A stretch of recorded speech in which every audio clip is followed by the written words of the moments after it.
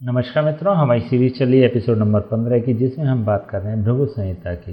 भृगु संहिता के अंतर्गत आज हम बात करने जा रहे हैं मकर लग्न के षष्ठम भाव में चंद्रमा स्थित हो तो उसके क्या फलादेश होंगे। प्रथम भाव में 10 नंबर का मतलब होता है मकर लग्न, और मकर लग्न में चंद्रमा सप्तम भाव का स्वामी होता है। सप्तम भाव का स्वामी होकर जब ये अपने स्थान से द्वादश स्थान और कुंडली के छठे स्थान में षष्ठम स्थान में स्थित हो जाता है तो यह अशुभ फल प्रदान करने वाला ग्रह बन जाता है। देखिए, जब हमने लघु पारशरी की बात करी थी तो आपको बताया था कि अष्टम भाव मृत्यु स्थान होता है, और अष्टम का अष्टम मतलब तृतीय स्थान भी मृत्यु स्थान होता है, और इन दोनों के ही द्वादश स्थान, इट मीन्स कि द्वितीय स्थान और सप्तम स्थान ये दोनों ही मारक स्थान होते हैं। तो यहाँ पर मारक स्थान का स्वामी त्रिषडाय भाव में स्थित हो रहा है, छठे भाव में स्थित हो रहा है। हमने बताया था आपको कि 3, 6 और 11 ये तीनों ही भाव त्रिषडाय भाव होते हैं, और इसी प्रकार से 6, 8 और 12 ये तीनों ही भाव त्रिक स्थान होते हैं। तो छठे भाव में त्रिषडाय और त्रिक दोनों ही भावों के गुण विद्यमान होते हैं। दोनों ही प्रकार के, चाहे हम त्रिक भाव की बात करें या फिर हम त्रिषडाय भाव की बात करें, दोनों ही अशुभ स्थान होते हैं। तो इसका मतलब छठा भाव विशेष रूप से अशुभ भाव बन जाता है। विशेष अशुभ भाव का फल प्रदान करने वाला छठा भाव होता है। तो यहाँ पर मारक भाव का स्वामी छठे स्थान में जा रहा है, मतलब त्रिषडाय और त्रिक दोनों ही स्थानों के जो स्वामी होता है छठा भाव उसमें स्थित हो रहा है। तो यहाँ पर चंद्रमा पूर्ण रूप से दूषित हो जाता है। देखिए, जब सौम्य ग्रह दूषित होता है तो वो बहुत विध्वंसकारी बन जाता है। चंद्रमा बहुत सौम्य ग्रह है। पहली बात तो यह एक मारक भाव का स्वामी हुआ, दूसरा यह छठे स्थान में स्थित हुआ, और तीसरा इसको केंद्राधिपत्य दोष भी लगता है। केंद्राधिपत्य दोष सौम्य ग्रहों को सबसे ज़्यादा लगता है। नियम कहता है कि कोई भी सौम्य ग्रह यदि केंद्राधिपत्य दोष से युक्त हो जाता है तो वह अपना शुभत्व छोड़ देता है। इसी प्रकार से अगर कोई क्रूर ग्रह या पापी ग्रह केंद्राधिपत्य दोष से युक्त हो जाता है तो वह अपना पापत्व त्याग देता है। तो यहाँ पर क्योंकि सौम्य ग्रह है चंद्रमा, तो अपना अशुभ प्रभाव यह छोड़ देगा। इसका मतलब दूषित हो जाएगा, इसका मतलब अशुभ हो जाएगा।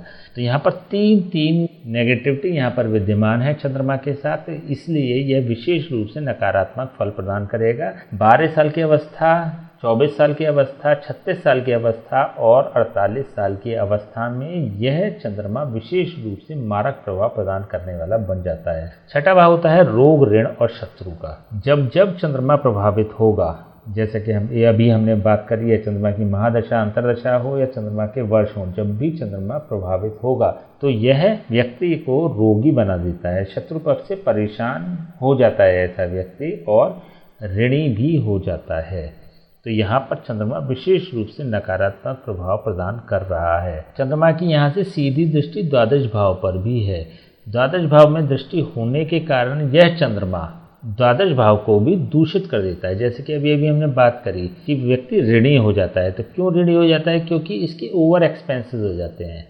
ओवर एक्सपेंसेस ये व्यय का भाव है, हानि का भाव है। कहीं ना कहीं हानि उठानी पड़ती है व्यक्ति को, अथवा व्यक्ति के जो एक्सपेंसेस होते हैं वो बहुत ज़्यादा होते हैं। ज़रूरी नहीं कि वो अपने शान शौकत में ही इस तरह का उपयोग करे पैसे का। कभी कभी ऐसी भी स्थिति होती है कि लोन ले लेता है, लोन की ब्याज इतनी ज़्यादा हो जाती है कि मैक्सिमम उसकी अर्निंग ब्याज चुकाने में भी चली जाती है। तो व्यय भाव का प्रभाव बहुत ज़्यादा बढ़ा देने वाला ऐसा चंद्रमा होता है। जब भी चंद्रमा छठे भाव में होता है तो एक नियम होता है बालारिष्ट योग। बालारिष्ट योग 12 साल की उम्र से पहले व्यक्ति को रोगी बनाकर रखता है। व्यक्ति की इम्यूनिटी डाउन होती है, व्यक्ति रोगी होता है, तो इसको कहते हैं बालारिष्ट योग। 12 साल की उम्र से पहले व्यक्ति बीमार रहता है बेसिकली।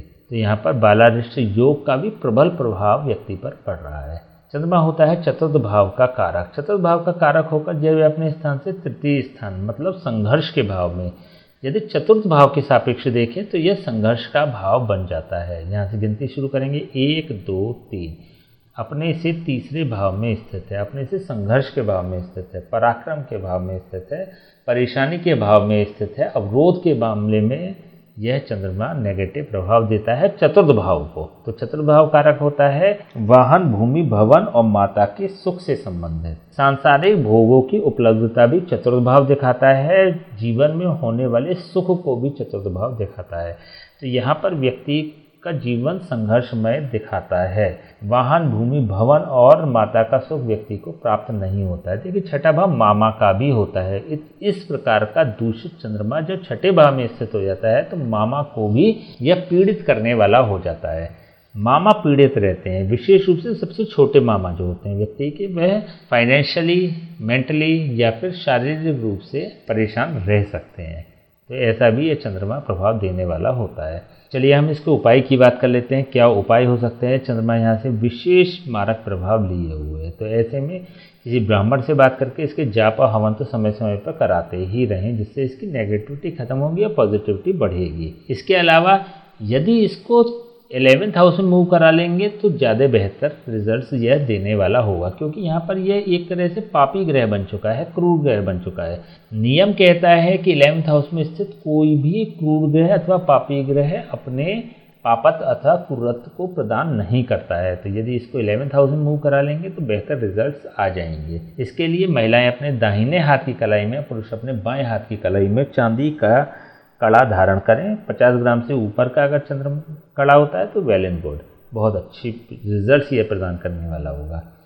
यदि 12 साल से कम की अवस्था होती है, कभी जैसे हमने बताया बालारिष्ट का प्रबल प्रभाव व्यक्ति को मिल रहा है, बच्चे को मिल रहा है बेसिकली, तो फिर इसको 11th हाउस में ज़रूर ही मूव करा लें। बच्चे की हाथ की कलाई में ये कड़ा धारण करा दें, जिससे कि ये 11th हाउस में मूव कर जाएगा। इसमें आवश्यकता यह नहीं होती, कंपल्शन ये नहीं होता है कि वो 50 ग्राम से ऊपर का होना चाहिए। बालक के हिसाब से जितना भी उचित वजन का यदि ले लेंगे तो वह बेहतर होगा। देखिए यदि नानी का गिफ्टेड कोई चांदी का कड़ा मिल जाए तो बहुत अच्छे प्रभाव देने वाला यह होता है, क्योंकि देखिए छठा भाव होता है ननिहाल का, मामा का ये छठा भाव होता है और चंद्रमा यहाँ पर स्थित है। तो इट मीन्स कि यह यदि कोई गिफ्ट चांदी का मामा के यहाँ से आएगा या नानी से आएगा, नानी से प्राप्त होगा, तो यह बेहतर रिजल्ट देने वाला होगा। मामा को जो परेशानी हो रही है, मामा जो पीड़ित हो रहे हैं, उनको भी लाभान्वित करने वाला ऐसा चंद्रमा बन जाएगा। ठीक है, तो आज हमने बात करी मकर लग्न के षष्ठम भाव में चंद्रमा स्थित हो तो उसके क्या फलादेश होंगे। नेक्स्ट वीडियो हम बात करेंगे मकर लग्न के सप्तम भाव में ये चंद्रमा स्थित हो जाए तो उसके क्या प्रभाव होंगे। तब तक के लिए हमें आज्ञा दीजिए, नमस्कार।